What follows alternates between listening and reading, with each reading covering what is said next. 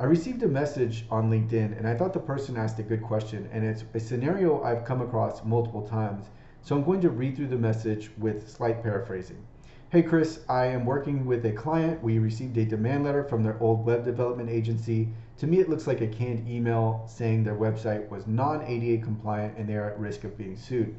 My question is, and I can't seem to find the answer, if we conducted an audit and we are currently rebuilding our client's website, are they at risk of being sued if we are currently in the process of remediation?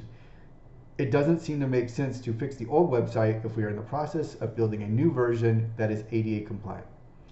And so my initial response is there's an ever-present risk of litigation because anybody can sue anybody for anything.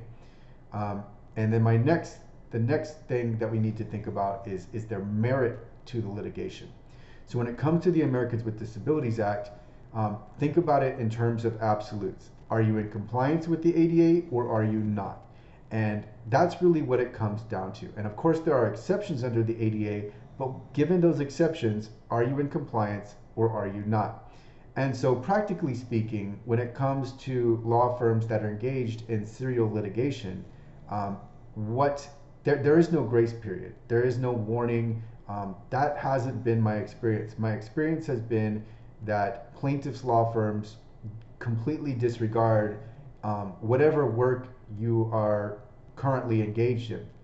And so if they decide to send a demand letter or file a complaint in court, it's very unlikely that you would ever see a plaintiff's law firm decide against continuing with litigation because the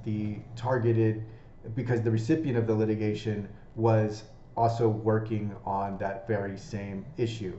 And so what's likely to happen, what I have seen happen time and again, is someone can respond back, hey, we're working on it, we've had an audit done, we've invested, we've hired a third-party accessibility provider, they are providing us with these services, we are currently in the process of remediation, and the plaintiff's law firm will respond back, hey, thank you so much, we genuinely appreciate it, and all of these nice things. However, that notwithstanding, you have violated X law, and because of that violation, our client is entitled to statutory damages, attorney's fees, etc.